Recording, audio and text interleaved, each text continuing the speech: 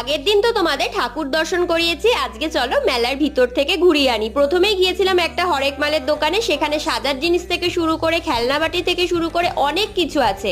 আর দাম শুনলে কিন্তু তোমরা প্রায় অবাকই হয়ে যাবে, মাত্র 7 টাকা। হ্যাঁ ঠিকই শুনেছো, 60 নয় কিন্তু অনলি 7 রুপিস।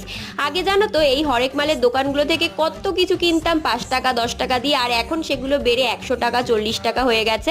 আর এই চুড়ির দোকানটা দেখছো, প্রত্যেকবার উনি এই এত এত চুড়ি নিয়ে একই জায়গায় বসে। আর মেলার তো সব থেকে বেশি আকর্ষণ আমার মনে হয় এই নাগরদোলনাগুলো। এখন তো হরেক রকমের লাইট দিয়ে এরা এই নাগরদোলনাগুলোকে এত সুন্দর করে সাজায় যে তোমাদের চোখে পড়বেই। আমরাও একটা নাগরদোলনার টিকিট কেটে নিয়েছি আর বসে পড়েছি আমাদের ড্রাগন ট্রেনে। আমাদের ট্রেনও কিন্তু চলতে শুরু করে দিয়েছে। তোমরা কে কি কিভাবে মেলায় মজা করলে আর কি কি কিনলে অবশ্যই আমাকে কমেন্ট করে জানিও। আসার পথে খেয়েছিলাম মোমো, রাজস্থানি মালাই আর মথুরা কেক। তো আজকের মতো সবাইকে টাটা।